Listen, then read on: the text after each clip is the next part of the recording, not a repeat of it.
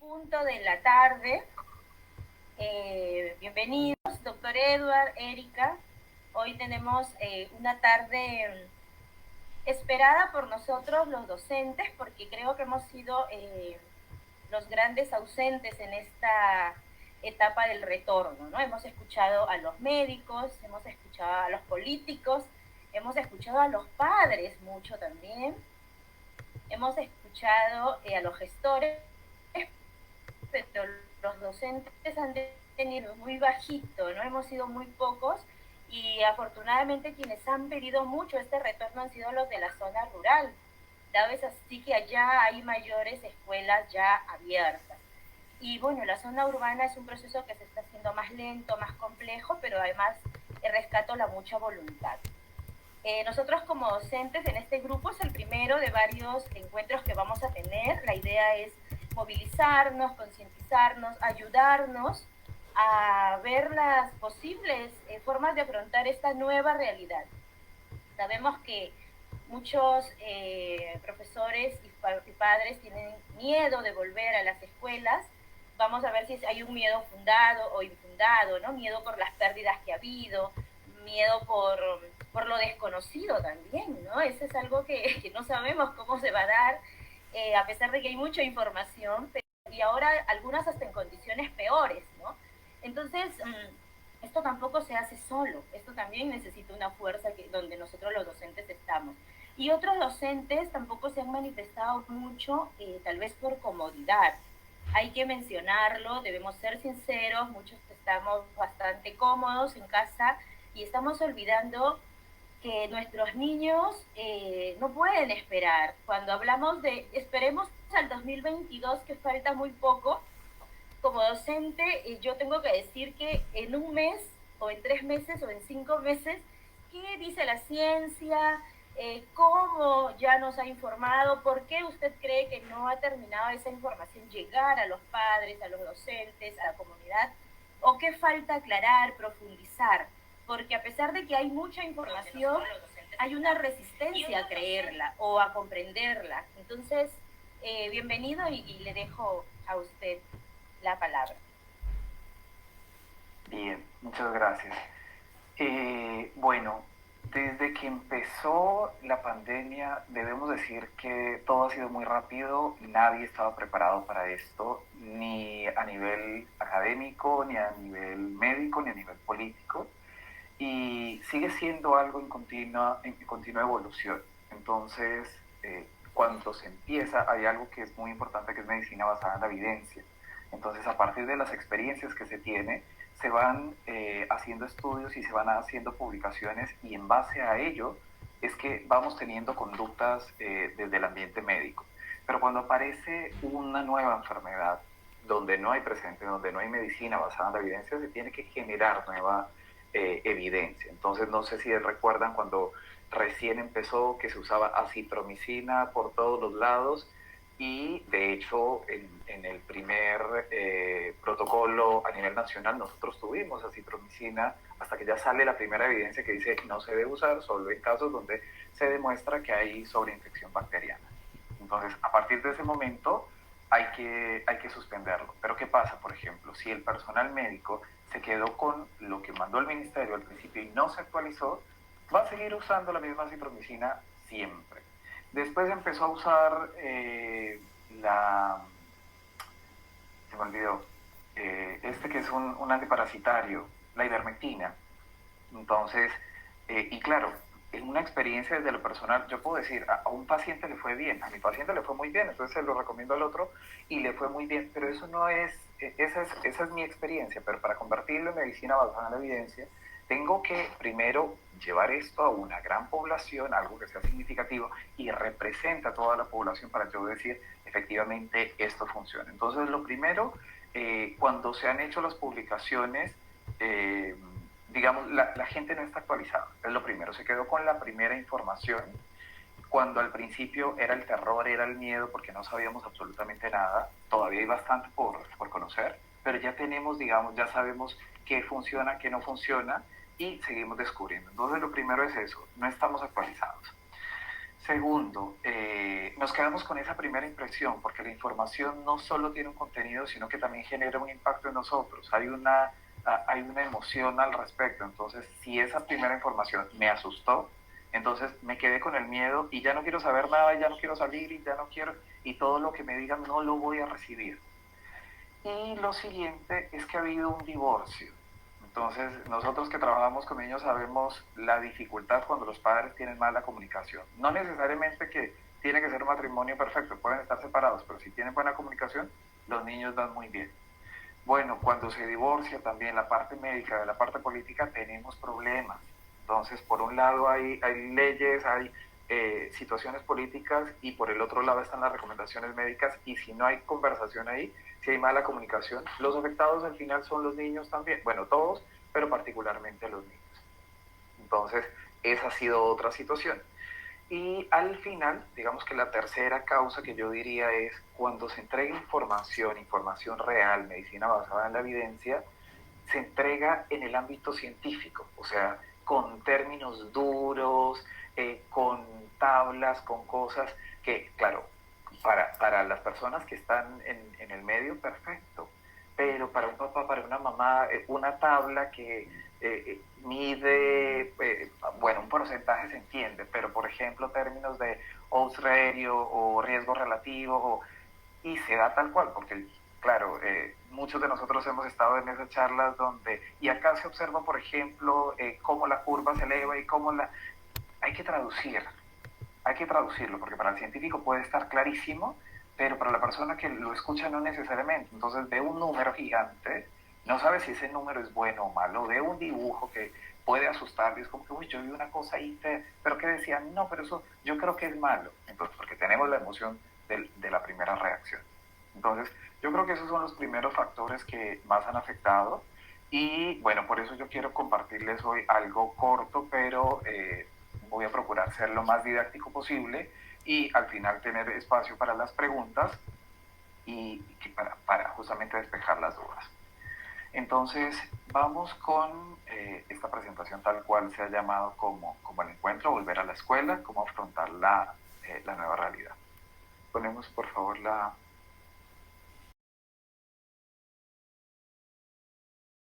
Entonces, voy a hablar de 4 cosas puntuales. Lo primero es la situación actual. Hay muchos datos a nivel mundial, pero yo he querido aterrizarlo a nuestra realidad, cómo están las cosas en Perú. El sistema inmune, que no es lo mismo el sistema inmune del adulto al del niño, entonces yo he querido aterrizarlo al sistema inmune de los niños. Algo corto acerca de los colegios y COVID-19 y al final conclusiones. Vamos entonces. Empezamos con la situación actual. ¿Qué tenemos ahora? Y si ustedes se dan cuenta, por ejemplo, lo primero es una nota de prensa bastante actualizada, eso es de esta semana, del 13 de septiembre, o sea, hace 3 días. Por eso les digo, esto es, primero tiene que ver con nosotros y segundo está actualizado. Entonces, para evitar eso que habíamos mencionado al principio. 3 de cada 10 niños, niñas y adolescentes en América Latina y el Caribe viven con sobrepeso. Entonces, esa es una realidad. O sea, claro, estamos hablando COVID, nos olvidamos que no es lo único que existe, lo único que afecta a los niños. Siguen estando las mismas gripes que afectan, las mismas enfermedades de la infancia que se están descuidando justamente porque estamos más atentos al COVID. Y parte de eso es que, claro, todos los adultos ya han retomado actividades y los niños recién están retomando actividades. Entonces, toda esta cuarentena, cuando estamos hablando que los niños necesitan movimiento, necesitan para su desarrollo a todos los niveles, si el niño no se mueve, entonces ya ahí tiene una pérdida en muchos aspectos. Pero basado en esta evidencia, falta de movimiento implica también un sobrepeso. Entonces, el sobrepeso tiene varios factores. Falta de movimiento, mala alimentación y vamos a ver también que tiene un componente mental, porque si el niño está estresado, si no puede hacer sus actividades, si no puede ir al colegio, si no puede ver a sus amigos, si no puede jugar, entonces vamos a tener también un riesgo elevado de alteraciones, de problemas de la salud mental como ansiedad y entonces el niño va a empezar a comer más y no necesariamente va a comer saludable. Entonces, justamente en este contexto de la pandemia, en cuarentena y con las restricciones que se han tenido en los niños, estamos viendo 3 de cada 10 niños. Eso es un porcentaje altísimo, estamos hablando del 30%. Entonces, recuerden este porcentaje, por favor, porque cuando hablemos de COVID, no es el mismo porcentaje. 30% es un montón y estamos hablando entonces de sobrepeso, de un problema que puede tener consecuencias a nivel cardiovascular y a nivel, eh, o sea, puede causar síndromes metabólicos también, enfermedades a futuro como hipertensión y diabetes, que podemos prevenir desde ahora. El segundo es un estudio en línea que realizó el Ministerio de Salud el año pasado aquí en Perú y titula de la siguiente manera: la salud mental de niñas, niños y adolescentes en el contexto de la COVID-19. Tienen cifras alarmantes también. Como les digo, esto ya no es de Europa, no es de Asia, no es de Estados Unidos, esto es a nivel nacional de niñas, niños y adolescentes peruanos. Y la cifra vuelve a repetirse: 3 de cada 10 niñas, niños y adolescentes presenta algún riesgo de problemas de salud mental. De vuelta, el 30%, que es un porcentaje altísimo. No es que yo veo a mi niño muy tranquilo. Claro, el adulto fácilmente dice: estoy deprimido, estoy triste, siento ansiedad. El niño no necesariamente lo comunica de la misma manera, pero de hecho que hay unos instrumentos a través de los cuales los profesionales de salud mental estudiamos el comportamiento de los niños para evaluar este riesgo de depresión, ansiedad y alteraciones de la salud mental en los niños. Entonces, muchas veces la pérdida de energía es uno de estos síntomas. No necesariamente dicen: no, es que no está comiendo más, de hecho dejó de comer. Bueno, también es un síntoma que debe alarmarnos. Está durmiendo más, no, está tranquilo, él no quiere salir, él está durmiendo todo el día. Entonces, también es un síntoma, un signo que debe llamarnos la atención.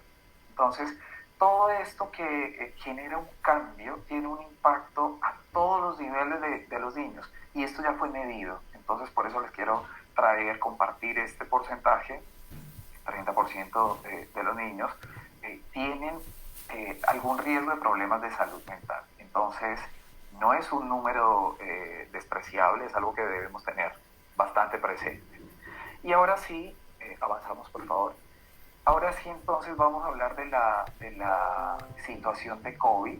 Entonces, la siguiente diapositiva enseña la sala situacional actualizada al 14, también es de esta semana, de hace 2 días. Entonces, si ustedes ven, esta es la única, digamos, la única cifra oficial que comparte el Ministerio de Salud, o sea, que está abierta a todo el público, ustedes lo pueden encontrar. De repente ya hoy ha cambiado un poco, y es la única donde se discrimina por edades y sí, básicamente por grupo etario. Entonces, porque infectados así abiertamente no lo comparten, no podemos, digamos, saber a hoy cuántos niños exactamente han dado positivo a COVID, pero sí discrimina, por ejemplo, los fallecidos según la etapa de vida durante toda la pandemia, desde que empezó el COVID hasta el día de hoy, o sea, hasta hace 2 días. Estos son los datos completos. Entonces, si ustedes ven, hay 792 niños y 317 adolescentes. ¿Listo? Frente a un total de 198.840. Si ustedes llevan eso a cifras, ese número de niños y adolescentes no llega ni al 1%. En realidad está alrededor del 0.5 o 6%. Ya, entonces, claro, cuando vemos el número grandote, uy, eso es un montón. Claro, estamos hablando de 2 años. Y estamos hablando que estos niños no necesariamente fallecieron por COVID. Estos niños dieron positivo a COVID en el momento de la muerte. Entonces, vamos a ver, ahora les voy a compartir unos estudios que se han realizado en diferentes centros de salud del país, donde se evalúa y se ha demostrado claramente que en el mayor porcentaje de los casos estos niños tenían comorbilidades. Entonces, o tenían algún cáncer, por ejemplo, un niño que falleció tenía cáncer, un tipo de tumor cerebral, y además presentó COVID. Entonces, Entonces, claro, es como que entra la cifra de COVID, pero en realidad lo que lo llevó al deceso fue lo siguiente. El primer caso que ustedes recuerdan salió en noticias y causó gran impacto de una niña en Arequipa que falleció por COVID. Y después, entonces, ya cuando se empieza la profundización, no, en realidad la niña tuvo una exposición a un químico que dañó las vías aéreas y coincidió que había dado positivo. Entonces, claro, cada que algo de positivo va a venir a estos números, va a venir a aumentar estas cifras, pero no estamos hablando necesariamente que ha sido una muerte por COVID. Y sobre todo en el caso de los niños. ¿Por qué? Si hablamos en términos generales, la probabilidad de que un niño enferme de COVID, que se contagie, perdón, es menor que la del adulto. ¿Listo? Ese es el primer escenario. Si ya el niño se contagió, la probabilidad de que el Flor. niño desarrolle una enfermedad grave es mucho menor. ¿Ya? Ay, en la Los refri niños hay en su una mayor gaseosita, ¿me la puedes traer, porcentaje por favor? presentan Un enfermedades Inca-Cola de leves, dieta. y cuando hablamos de enfermedades leves, o el niño no experimenta ningún cambio, o el niño tiene temperatura, o sea, tiene fiebre, tiene tos y malestar general. Fiebre y tos son los síntomas principales que todavía seguimos teniendo en Perú, pese a las variantes, en el caso de los niños. Dolor de cabeza se ha agregado con las últimas variantes ahora, que no era tan frecuente en los niños. Y ahora sí, pero estamos hablando de este pequeño porcentaje de niños que presentan síntomas. Porque los primeros, o sea, la mayoría no va, primero, tiene menos riesgo de enfermarse, y los que se enferman van a tener, o van a ser asintomáticos o síntomas muy leves, ¿ya? Sin embargo, cuando salen las noticias dicen, pero es que hay 8 niños, son un montón. Hay 10 niños en el Instituto de Salud del Niño en San Borja. Claro, ¿por qué hay esa cantidad de niños? Porque es un centro de referencia a nivel nacional. No todas las clínicas tienen UCIs pediátricas, no todos los hospitales tienen el área especializada de COVID para niños. Entonces, este centro de salud, como es el Instituto Nacional de Salud del Niño de San Borja, es un centro de referencia a nivel nacional. Quiere decir que este pequeño porcentaje de niños que se contagian y este pequeño porcentaje de niños que presentan dificultades van a terminar allí. Entonces, claro, si medimos todos los que están allí, va a ser un montón. Es como si yo voy al hospital de la maternidad y voy a evaluar cuántas mujeres están en embarazo. Entonces, claro, voy a tener un resultado exagerado porque todas las mujeres que van allá justamente van porque están embarazadas. Entonces, al Instituto de Salud del Niño de San Borja es un centro de referencia, y claro que allí vamos a tener estos números bien pequeños de casos que se complican. Avanzamos, por favor. Vamos a hablar entonces ahora de del sistema inmune. Entonces, ¿avanzamos? El sistema inmune, ¿por qué quiero hacer un énfasis aquí? Porque es, claro, hablamos como, no, pero si es que ha aumentado, si los adultos se están enfermando, los niños se van a enfermar porque es igualito, y no es así. No es así. No, pero es que yo me aguanté la cuarentena y no pasa nada porque mi hijo no se lo va a aguantar. Porque no es lo mismo. Los niños no son adultos pequeños. Los niños no son adultos en miniatura, y esto ocurre a nivel cerebral porque el cerebro no es el mismo en los niños, en los adolescentes y en los adultos. Y el sistema inmune no es la excepción. También el sistema inmune tiene particulares diferencias en los diferentes tipos de edad. Entonces, voy a hacerles un resumen así claro y sencillo, donde vamos a hablar que el sistema inmune está compuesto básicamente por dos grupos, por dos partes. El sistema inmune innato o natural, que es con el que el niño nace y el niño ya está maduro, o sea, desde que nace está activo. Y el sistema inmune adquirido o adaptativo o específico, que cuando el niño nace no está tan maduro, empieza a madurar con la edad, ¿ya? Entonces, si hablamos del adulto, un adulto que ya ha estado expuesto a muchas enfermedades, a muchos antígenos, que ha desarrollado muchos tipos de anticuerpos, entonces predominantemente el sistema inmune, claro, también siguen ambos, el sistema inmune innato sigue en el adulto, pero como el sistema inmune adaptativo ya ha tenido más especificidad, se ha madurado completamente, entonces este es el que va a actuar predominantemente. Mientras que en el niño, al no tener todavía el sistema adaptativo completamente maduro, el que predomina en él es el sistema inmune innato. ¿Y qué conforma ese sistema inmune? Estos tres aspectos que yo he resumido aquí. Primero, las barreras físicas y químicas. Entonces, barreras físicas, la piel y las mucosas. Cuando un adulto se infecta entra en contacto con COVID, por ejemplo, claro, siente que se tapan las mucosas, pero allí está. Cuando un niño entra en contacto con COVID, hace moco hasta ya no más. De hecho, los niños me dicen, doctor, siento como si tuviera un puño que no me deja respirar. Porque claro, las mucosas que hacen parte del sistema inmune innato están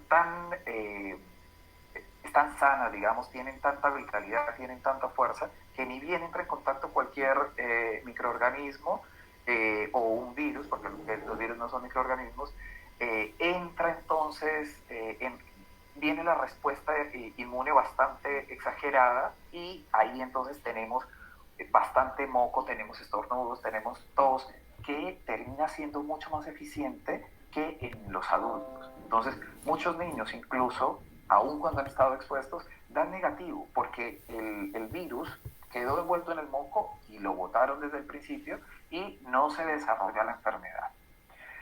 Luego tenemos las células fagocíticas, principalmente los macrófagos, que están presentes en niños y en adultos, pero al ser parte del sistema inmune innato, en los niños digamos que tienen una actividad mucho más activa, están ellos mucho más presentes. Y al final entonces sustancias como el complemento, las citoquinas y el interferón hacen parte también del sistema inmune innato. ¿Por qué mencioné particularmente el interferón? Porque hay estudios que han demostrado que justamente el interferón actúa, digamos, regulando, controlando la situación en el caso de los niños para que la respuesta no sea tan exagerada y justamente que los síntomas no sean de moderados a severos como si lo son en el adulto. En la inmunidad adaptativa tenemos básicamente los linfocitos, los anticuerpos. Los niños tienen linfocitos, sí los tienen, pero son linfocitos todavía vírgenes, linfocitos inmaduros. Entonces, claro, cuando el linfocito se entra en contacto por primera vez, se va a desencadenar una respuesta inmune y se van a producir anticuerpos. Sí que se van a producir, pero, por ejemplo, los niños producen, en este caso, cuando hablamos de COVID, entonces los adultos, como tienen más maduro este sistema, van a producir más anticuerpos neutralizantes que los niños. Porque además de que tienen este sistema inmune más maduro, la parte adaptativa, también los adultos duran más tiempo con la enfermedad. Mientras que los niños, como yo les decía, están mal 1, 2 días, 3 días el que peor le va, con fiebre, con malestar general, con estornudos, pero después pasa. Entonces, al no estar tanto tiempo expuesto al virus, entonces no necesariamente desarrolla tantos anticuerpos. Esa es, digamos que en términos generales, muy resumido, digamos una visión así rápida de lo que es el sistema inmune en el niño y en el adulto. Entonces, continuamos, que quiero que veamos algo interesante que ya ha sido mostrado. La siguiente diapositiva, por favor. Algo que ya se ha estudiado, se ha mostrado en diferentes estudios. En la siguiente diapositiva, 2 publicaciones, la primera de la revista Nature, la siguiente también de Nature, pero Nature Immunology.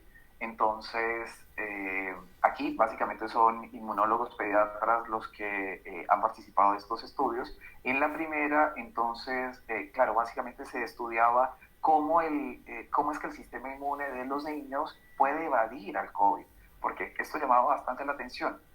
Había una creencia, una hipótesis, que los niños fueran vectores. Claro, como médico, digamos que yo también lo pensé al principio, porque con las gripes, todos sabemos que cuando hay un niño con gripe en el jardín, todos se contagian y también los padres, y esas gripes que les pasan los niños a los padres se sienten un montón. Entonces, esa era como la hipótesis. Claro, los niños se convierten en vectores y representan mayor riesgo incluso para los adultos. Pero esa hipótesis se cayó justamente porque en los estudios se ha podido observar esto que hemos mencionado, que los niños tienen menos probabilidad de contagiarse que los adultos y que una vez se contagian, en realidad tienen menos probabilidades incluso de contagiar ellos a otros. Entonces, entre ellos el riesgo es mínimo y el riesgo que ellos contagien a un adulto es bajísimo, casi nulo, ¿ya? En medicina, la medicina no es una ciencia exacta, por eso no hablamos nunca del 100%, del 0%, pero sí hablamos de porcentajes que son realmente relevantes, como el riesgo de salud mental que yo les decía al principio, 30%, la obesidad en niños, niñas y adolescentes, 30% es altísimo, pero cuando hablamos, por ejemplo, de COVID, que yo les dije del 0.5%, y se lo llevamos a la población de Perú particularmente, que estaríamos hablando estamos hablando alrededor de 4.878.000 niños y también estamos hablando de 4.774.000 mujeres, o sea, niñas, niñas y adolescentes mujeres. Entonces, en ese sentido, vendríamos a hablar del 0.00% de casos. Entonces, el porcentaje es bien bajo cada que lo aterrizamos también a la realidad. Y nuestra realidad es esa. Les acabo de dar el porcentaje, los datos de la población infantil, infanto-juvenil a nivel nacional. ¿Ya?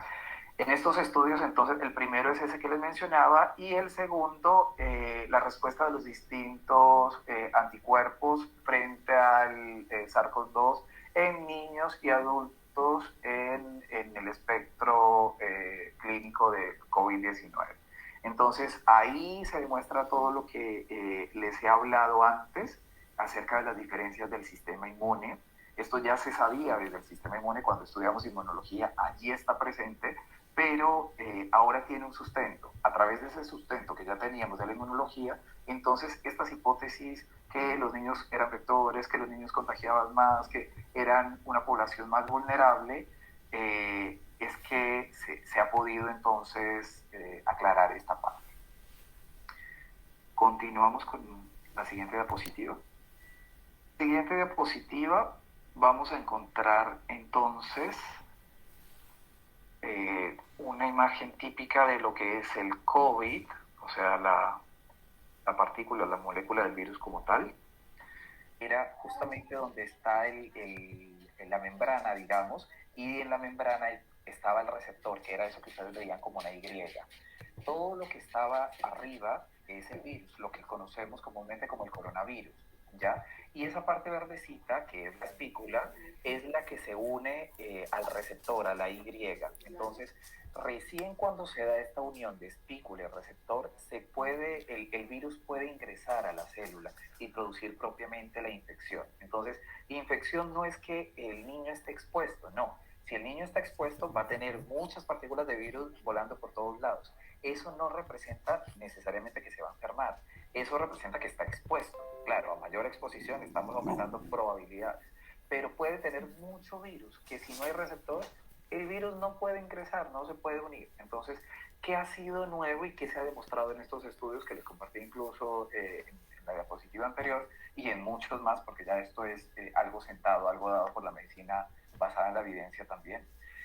Hemos podido concluir que entre más pequeño el niño, menos receptores ECA2 tiene. Entonces, de ahí en adelante, a medida que el niño crece, va teniendo más receptores, y termina entonces siendo un adulto con muchos receptores, y entonces, así tenga muy poco virus el adulto, va a tener muchas más probabilidades de contagiarse, porque imagínense que tiene dos receptores y una única posibilidad y una única, digamos, solo una molécula de virus, tiene dos opciones de unirse.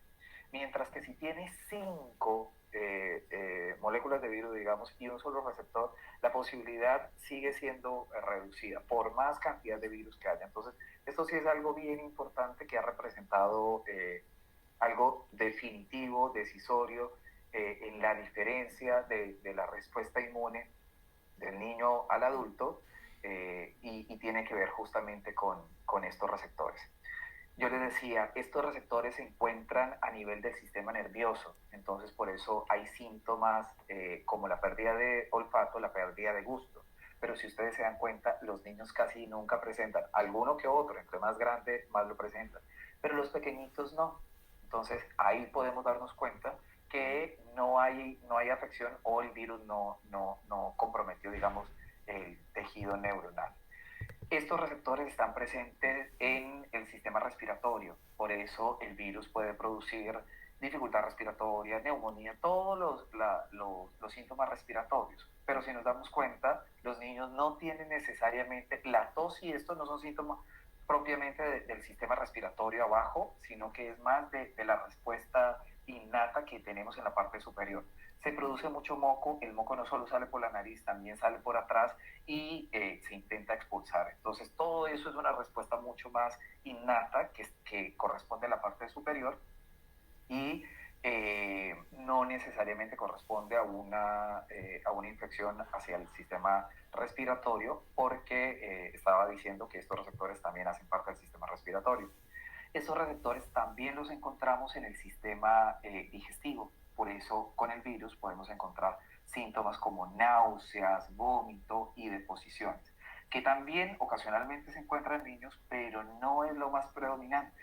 Recuerden lo que yo les decía, lo que más tenemos en niños es fiebre, dolor de cabeza y tos. La fiebre, el dolor de cabeza no necesariamente es una afección del sistema nervioso. El dolor de cabeza puede ser por la fiebre elevada. Los niños hacen más fiebre que los adultos, fiebres más altas, fiebres sostenidas. Entonces, ese dolor de cabeza puede ser secundario a la fiebre y la fiebre hace parte es una respuesta del sistema inmune, pero es más mediada por las citoquinas, particularmente por las proinflamatorias, que si recuerdan hacen parte también del sistema inmune innato. Entonces, todos esos síntomas que son predominantes en los niños son causados por el sistema inmune innato y los síntomas que presenta el adulto son más asociados a la infección, al sistema inmune adaptativo y particularmente asociados también a los receptores EK2 que hay en los diferentes sistemas. Avanzamos. En la siguiente diapositiva, entonces, yo les comparto un estudio, bueno, son estudios que se han hecho a nivel nacional. En este es un hospital pediátrico de Perú, bueno, características clínicas y epidemiológicas de niños con COVID-19 en un hospital pediátrico de Perú. ¿Qué era lo que quería yo compartir con ustedes? Primero, que son cifras a nivel nacional, no son de afuera, esto está pasando en nuestro país, y ¿qué encontramos allí? Primero, que el 81.8% de los casos tuvo contacto epidemiológico y la mediana del periodo de incubación fue 7 días. ¿Qué quiere decir esto? Que los niños no se enfermaron porque sí. O sea, los niños no fue que salieron, los niños no fue que se infectaron jugando en el parque o que habían estado yendo a clases. No. Estos niños que se infectaron fue porque uno de los adultos, o papá se contagió, o mamá se contagió, y papá se contagió o en el trabajo, o en una reunión de papá, o mamá en el supermercado, en cualquier otro lado, y los niños que estaban en casa en contacto estrecho con los padres, al final terminan contagiándose, ¿ya? Entonces, no necesariamente porque fuera muchísimo virus, pero porque el niño no salía, porque estaba todo el tiempo ahí encerrado, porque estaba en contacto 24/7 con mamá o papá y este adulto era el que se había infectado. Entonces, ahí digamos que nos damos cuenta también con estos estudios que es lo que se observa. El 60.6% tuvieron enfermedades concomitantes, que era lo que yo les decía. Cuando los niños presentan enfermedades moderadas o graves o incluso tienen mal pronóstico, se complican, no es el niño sano que está en casa y que le da una gripe de vez en cuando, no. Son niños que tienen problemas oncológicos, o sea, algún tipo de tumor, problemas, obesidad, por ejemplo, lo primero que hablamos, que esto sí es delicado, obesidad, enfermedades genéticas y malformaciones, por ejemplo, problemas respiratorios crónicos. Entonces, allí sí ya estamos hablando de enfermedades concomitantes y esta población es la que particularmente se convierte en una población vulnerable. Entonces, el 93.9% presentó síntomas y los síntomas más frecuentes son fiebre y tos, los que les he venido mencionando toda la charla y que corresponden principalmente a respuesta del sistema inmunitario. La siguiente diapositiva, por favor.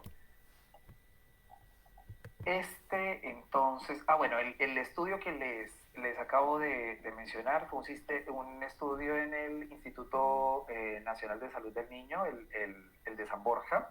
Entonces, y este que les estoy mostrando aquí es un estudio transversal analítico de las características y desenlaces clínicos de niños hospitalizados con COVID-19 en Lima, Perú. Este estudio fue realizado en el Hospital Rebagliati, que sabemos que es un hospital grande y que, bueno, se pueden hacer estudios de alta envergadura. Acá entonces se incluyen 100 pacientes y estos pacientes, bueno, se categorizaron de diferente manera, pero a lo que yo quiero ir es la conclusión, ¿ya? Para no enredarlos con números. En este estudio, ¿cuál fue la conclusión? Que en realidad la población pediátrica vulnerable es aquella que tiene comorbilidades preexistentes. Lo que yo les decía, los que tienen alguna patología que le baja las defensas, los niños que padecen algún tipo de cáncer y que reciben tratamiento con quimioterapia, radioterapia y estos tratamientos que afectan el sistema inmune. Entonces, con este estudio realizado aquí en Perú, en el Hospital Rebagliati, con 100 niños de nuestros niños, el resultado es el mismo que hemos venido observando. Los niños que en realidad están en riesgo son aquellos que tienen comorbilidades preexistentes. ¿Avanzamos? En la siguiente diapositiva, entonces, ya aquí vamos a hablar de algo puntual en los colegios y COVID. ¿Seguimos? En colegios, ustedes se dan cuenta acá con los colorcitos, ¿qué observamos allí? Los colegios que han estado abiertos, perdón, ahí están, si ustedes ven la fecha es del 16 de este mes, o sea, esto ya es la información actualizada.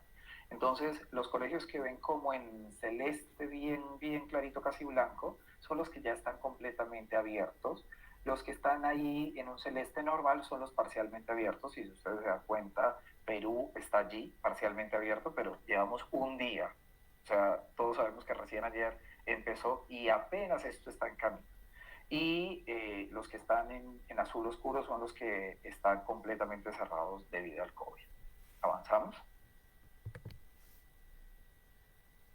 Aquí hay algo importante porque Latinoamérica ha sido la región que más ha tardado con los niños sin clase.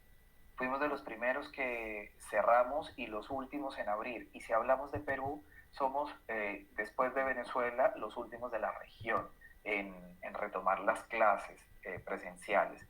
Esto, como les decía, genera gran impacto a nivel del desarrollo, a nivel social, a nivel psicológico, a nivel metabólico, a todos los niveles genera gran impacto y fue por donde yo empecé.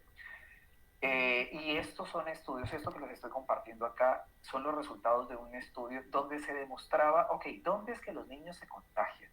Esas rayitas que ustedes ven allí es contagio, ¿ya? Entonces, cada lineecita en horizontal que ustedes ven es la probabilidad de contagiarse dependiendo de alguna actividad. Cada línea que ustedes ven al costado, ustedes ven entonces, por ejemplo, lo primero es contacto estrecho con un caso de COVID-19. El segundo tiene que ver con cualquier persona dentro del colegio o en el cuidado del niño. Y bueno, así diferentes actividades.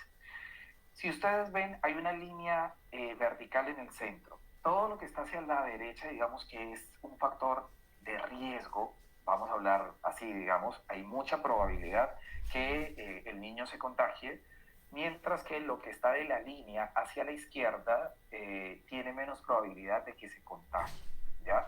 Entonces, lo primero, contacto estrecho con un caso positivo de COVID-19. Esa línea, si ustedes la ven, está completamente a la derecha, no toca la línea del centro. Quiere decir que es un factor alto de riesgo para que el niño se contagie. Contacto estrecho con una persona positiva a COVID-19. ¿Ya? El segundo, cualquier persona que está dentro de un colegio o está al cuidado de un niño. Si ustedes ven, ahí toca la línea central. Quiere decir que tiene una parte, sí, una pequeña parte hacia la derecha, quiere decir que hay un pequeño riesgo, pero la mayor parte está a la izquierda. Quiere decir que la mayor parte no representa riesgo una persona que está al cuidado del niño o una persona que está dentro de un colegio. La tercera línea, que es la más importante, donde yo quiero que ustedes se enfoquen, y si pueden ahí cuando vean el video grabado lo agranden, porque es dentro del colegio propiamente. Cuando hay participantes mayor o igual a 2 años de edad y el staff, o sea, los profesores como tal, las personas que están en el colegio, usan mascarilla, cuando los adultos usan mascarilla. Y ahí se habló, por ejemplo, de una muestra de 236 personas. Y si ustedes ven, esa tercera línea horizontal está completamente a la izquierda. Quiere decir que prácticamente el riesgo, al menos en esta población de 236, no existe el riesgo, sino más bien que se comporta como un factor protector. Quiere decir que de todos esos casos que se estudiaron, ninguno dio positivo. ¿Por qué podría ser esto? Justamente, primero, porque el espacio es mucho más amplio que en la casa. Segundo, porque el niño está en contacto mucho más con otros niños que con adultos. Entonces, la posibilidad de que se contagie es muchísimo menor que si el niño estuviera en cualquier otra situación. ¿Cuál es el riesgo de que el niño se contagie? A través del adulto. Y el único adulto que está allí son los profesores.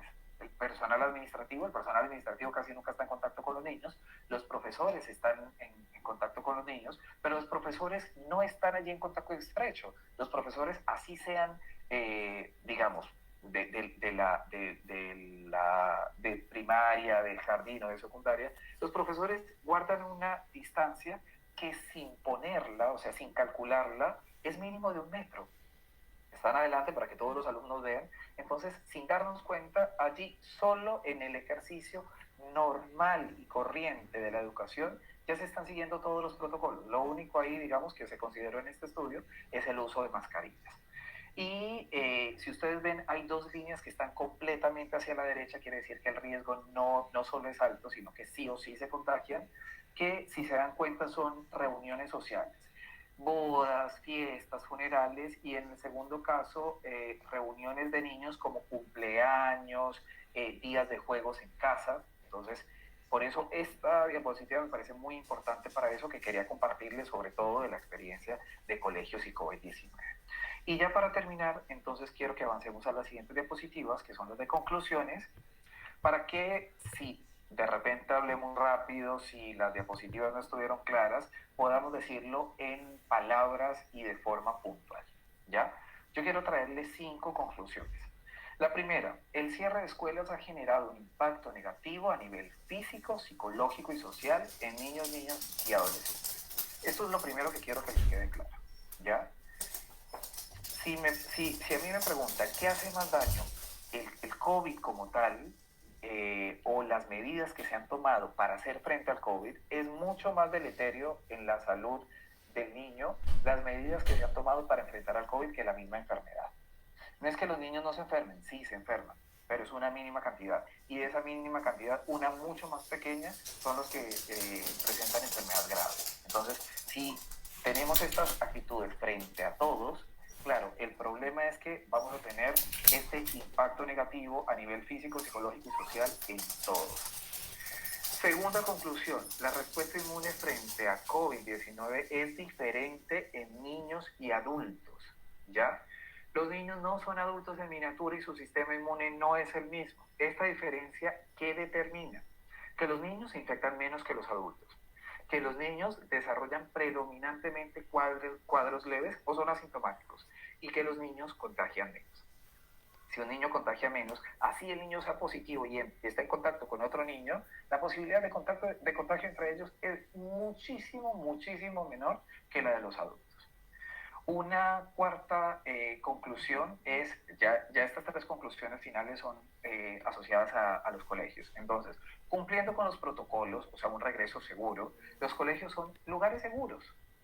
La segunda conclusión es que la transmisión en colegios se asocia principalmente a la transmisión comunitaria, y que si ustedes lo ven, en realidad estar en un colegio no solo es un lugar seguro, sino que es un factor protector. Ya es mucho más probable que el niño se contagie en cualquier otro lugar que en el colegio. Es más, estando en el colegio, el niño va a estar menos expuesto. Entonces, imagínense, ya tiene menos exposición por los receptores. Y si está en un lugar que sea seguro para él, imagínense la posibilidad. No solo estamos generando un impacto positivo en el desarrollo, en la salud y en la parte psicológica, sino que también lo estamos protegiendo contra este riesgo que existe de la enfermedad. Entonces, en realidad, todo es positivo para los niños con el regreso a clases. Y la tercera conclusión es que existe menor riesgo de contagio en los colegios que en otras actividades sociales. Esto era lo que quería compartirles. Muchas gracias. Quedo atento a las preguntas al final. Me disculpa que me haya extendido más de lo... No, al contrario, doctor, justo hablábamos con Erika y me decía, déjalo que continúe, porque esta parte es como aquella que tiene todavía mucha, como lo dijo al inicio, ¿no? Desactualización, desinformación. De repente, Erika, algo breve como para ir desde la parte de la gestión, ¿no? Preguntando. Yo hemos visto, por ejemplo, esa línea donde que divide izquierda y derecha en las probabilidades que se contagien, ¿no? Estamos viendo el tema de que entre niños, y una de las preguntas que hacen las colegas es las mascarillas, porque hay información de que no, los niños no se recomienda usarlas menor de 6 años, pero también en este desconocimiento de que hay un contagio que ya vimos, ¿no? Que probablemente no haya porque no tienen los receptores suficientes para que se contagien. ¿Qué diría usted con el uso de la mascarilla? Y si Erika quiere aportar más desde su área, bienvenida.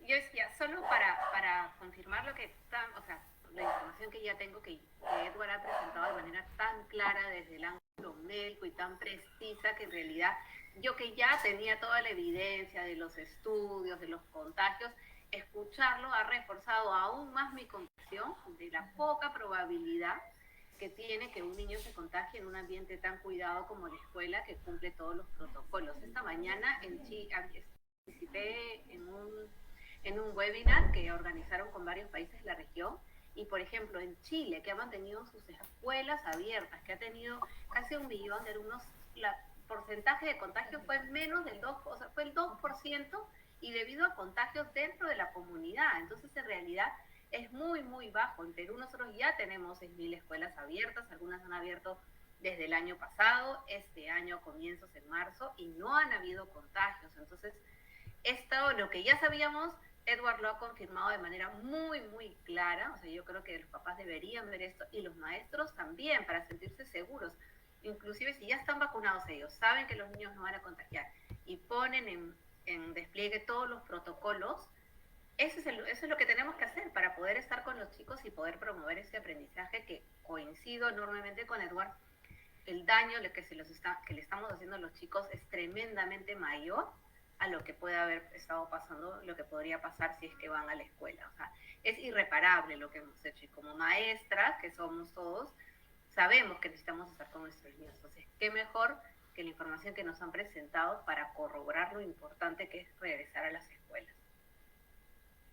Doctor, antes de que conteste la pregunta que le hice, tal vez mencionar que esta información efectivamente queda a nivel superior, ¿no? Y no termina masificándose, porque claro, lo sabe Erika que está en el tema de la gestión institucional, ¿no? Interinstitucional, lo sabe el doctor, tal vez si yo entro a los live, a los webinars, y uno dedica un tiempo en informarse, pero el común denominador de los maestros está en el día a día, su clase, entregando documentación, atendiendo a sus niños y viviendo una vida en la que tener tiempo de informarse es también una dedicación extra, entonces no termina aterrizando y los medios no lo masifican, porque las buenas noticias sabemos que no venden.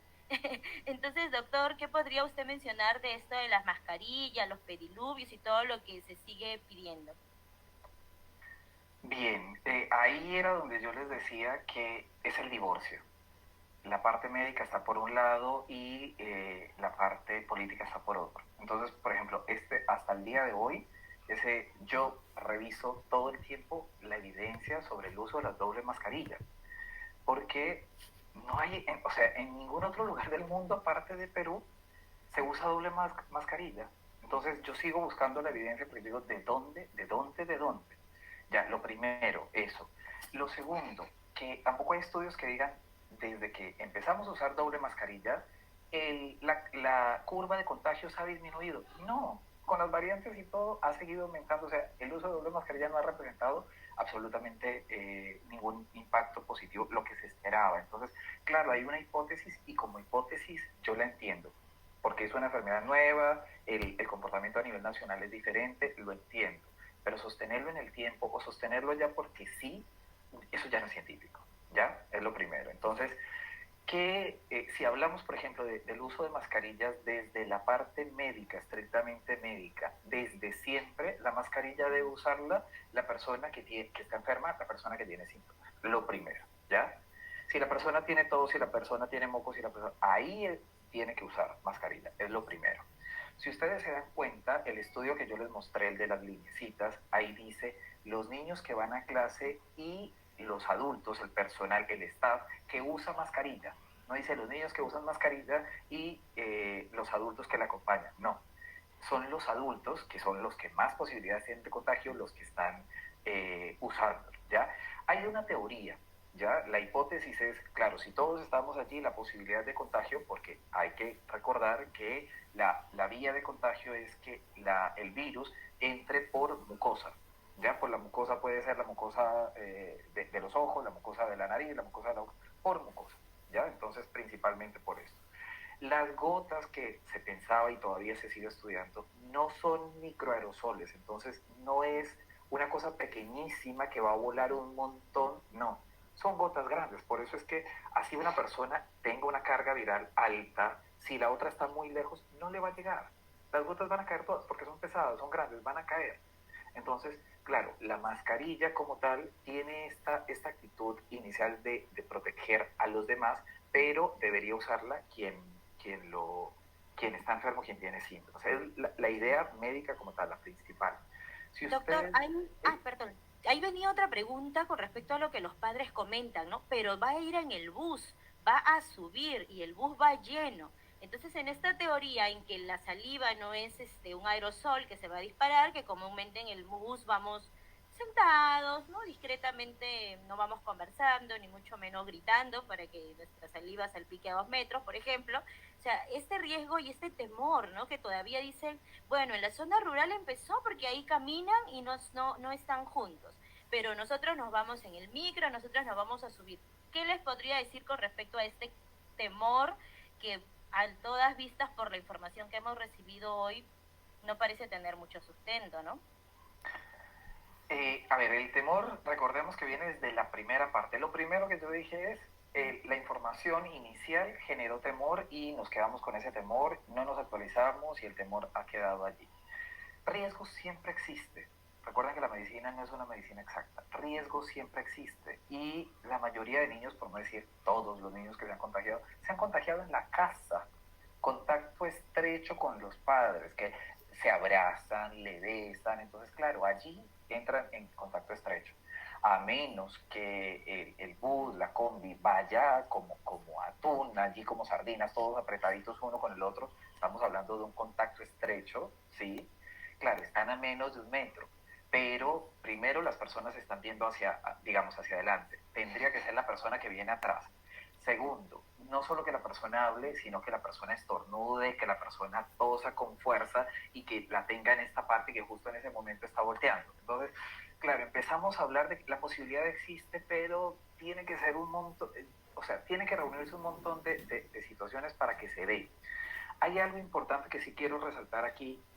El virus no es un microorganismo, no está vivo, ¿ya? El virus no es como una bacteria, no es como un hongo, el virus no se reproduce solito, el virus no tiene alas, no tiene patas, ¿ya? Entonces, ¿qué pasa? Si una persona estornuda o tose y tiene el virus y queda, por ejemplo, me cayó aquí, me cayó en esta parte, no es que el virus me va a empezar a caminar y entonces cuando yo me toque me voy a contagiar, no. Si me estornudo aquí, aquí quedó el virus. Y si yo me lavo después, me lo voy a quitar de allí. Pero no es que empezó, no, es que no me tocó acá, me estornudó en la espalda y yo tengo que ya seguro me contagié, porque no, a menos que se esté lamiendo la espalda, que no hay posibilidad. Entonces, ahí es donde sí quería hablar esto, porque es algo básico, es algo claro, pero no necesariamente está claro en todas las personas. Entonces, Nos quedamos en el miedo, pero son miedos que no necesariamente están justificados. Entonces, para retomar el tema de la mascarilla, entonces en el adulto sí o sí, y de hecho que todos los estudios que se han hecho implican al adulto con mascarilla. Hay una observación que esto sí, recién están saliendo estudios, no están publicados, pero ya sé que están en camino, de los profesores de jardín, ¿ya?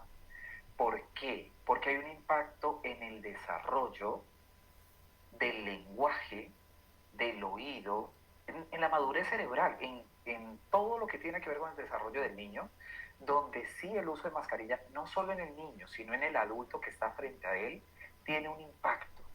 ¿Por qué? Porque el niño, cuando está enfrente del adulto, sobre todo cuando estamos hablando de jardín, necesita ver a otro ser humano, ¿ya? Y es como si inconscientemente se identificara con ese ser humano que está delante suyo. Entonces es como que mis ojos ven sus ojos, mi nariz está con su nariz, mi boca con su boca. Pero si el niño, aun cuando el niño no usa mascarilla, está viendo al otro que no le ve sino los ojos, el niño no va a poder hacer asociaciones que desde lo psicológico después se ve, como por ejemplo el niño puede entender que el adulto está molesto, porque hay gestos faciales que ya le están indicando al niño. Pero si el adulto está tapado hasta allá nomás, el niño se va a quedar sin esa información. Entonces, ¿cómo va a aprender ese niño a relacionarse más adelante? ¿Cómo va a ser ese desarrollo social de ese niño? Ahora, hay algo que en salud mental se llama mentalización. El adulto presta su mente para interpretar la experiencia del niño y devolverle la información. Entonces, claro, pero el niño tiene que ser percibido también y tiene que sentirse percibido como tal para poder recibir esa información.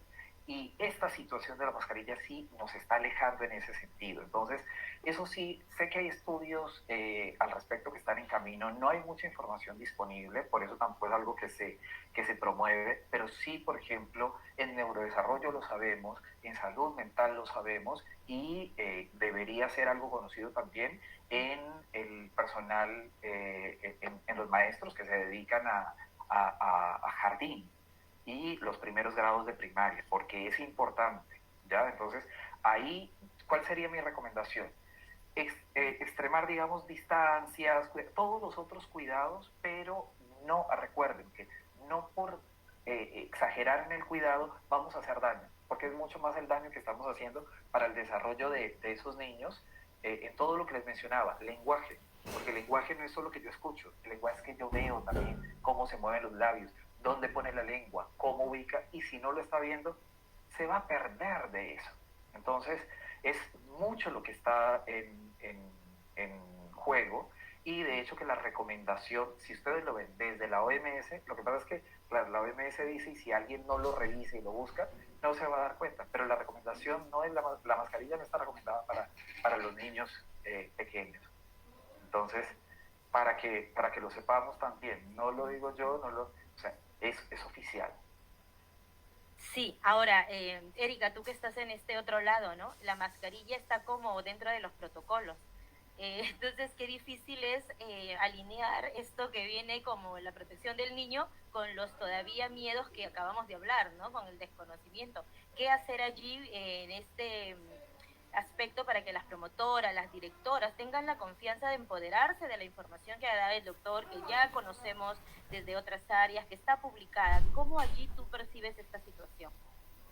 Mira, buena pregunta. Yo estoy de acuerdo con Edward y sí creo que por ahora, como recién estamos reabriendo las escuelas y estamos en fase inicial y ganando confianza, retomando ese espacio que habíamos dejado por casi 18 meses, yo sí diría por ahora mantenernos con este protocolo. El protocolo, si tú no lees la 121, te pide que el adulto use el protector facial. O sea, ya tomando las palabras de Edward, de la mascarilla más el protector facial, el niño no ve a la cara de su maestra, ¿no? O sea, no hay ni contacto visual, porque por lo menos con la mascarilla puedo leerte los ojos, ¿no?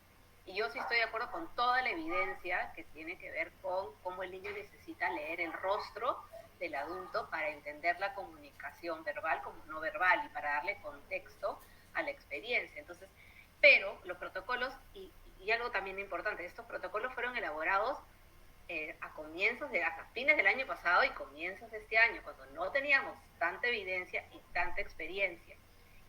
entiendo que van a ser modificados, que están en proceso, se están reevaluando porque hay cosas, como muy bien lo han señalado, que ya no tendrían sustento, ¿no? Hay escuelas en todo el mundo en que los niños no van con mascarilla, o sea, inclusive los de primaria y los de secundaria. Entonces, definitivamente creo que hay que ir modificando ello. Por ahora, recomendaría sí seguir los protocolos porque tenemos que ganar confianza.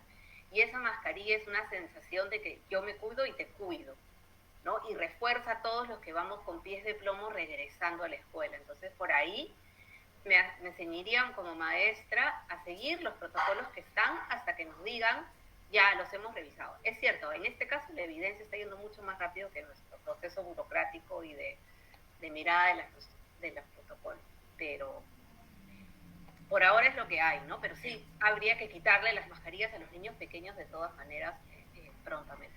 Y creo que eso es importante, ¿no? Porque hemos hablado de sensación, de temor, y todo ello se queda en lo subjetivo.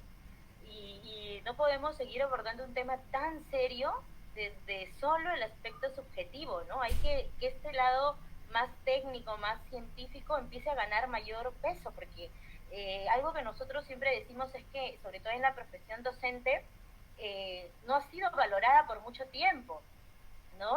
Y no es todavía valorada por todos. Entonces necesitamos los docentes tener esta información para poder ayudar a que esta burocracia, ¿no? Esta parte legal también se agilice, porque tiene que ser de todos los lados, creo yo, necesariamente. Lo vivo, me han pedido mamás que todos los niños se pongan las mascarillas y bueno, respetamos a quien se quiere poner, mantenemos, ¿no? La distancia, pero hay algo importante que has mencionado y es poco a poco, para los que todavía quieren ir a pasos más lentos, pero yo espero que seguros, y que esto lleve a que más aulas, más escuelas abran, y que no solamente a la fecha hayan solo 254,000 chicos casi estudiando, ¿no?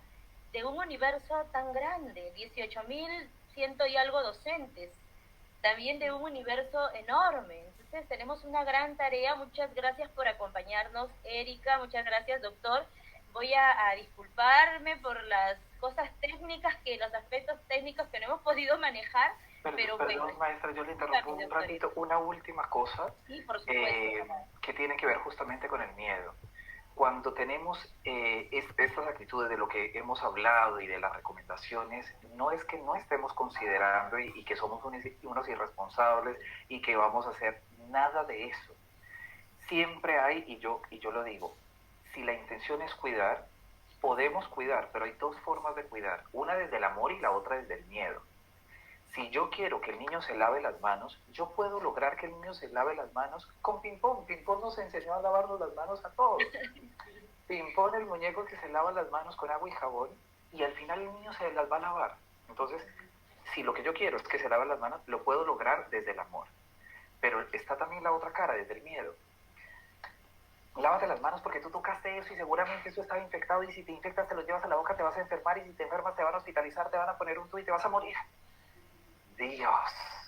Y pasa, o sea, lo estoy diciendo acá no porque sea un exagerado, sino porque sabemos que pasa, o sea, tenemos todo tipo de casos, y si lo que queremos es el cuidado, podemos cuidar a los niños, pero podemos cuidarlos desde el amor, y parte de ese amor es informarnos, hacer las cosas no desde la subjetividad, como bien decía, sino desde el objetivo. Ya yo sé que esto, por más que yo tenga miedo, acá está sustentado, ok, tengo que confiar y voy a cuidar a mi hijo. No estoy diciendo que vamos a dejar de cuidar, los vamos a cuidar todo el tiempo, pero parte de ese cuidado también es no hacer daño, y no hacer daño con medidas exageradas que terminan siendo peores que la enfermedad. Eso quería agregar. efectivamente. Bueno, doctor, muchas gracias. Y me hace recordar que para aprender hay que estar motivados, ¿no? Hay que tener tranquilidad, una buena respiración, disposición. Entonces, si va un niño temeroso y preocupado porque viene con estas ideas de la casa, bueno, tampoco se va a dar el aprendizaje. Entonces, es muy amplio este tema, creo que debemos seguirlo tocando. Bueno, igual quedan cordialmente invitados con mejor tiempo, y muchas gracias a los dos.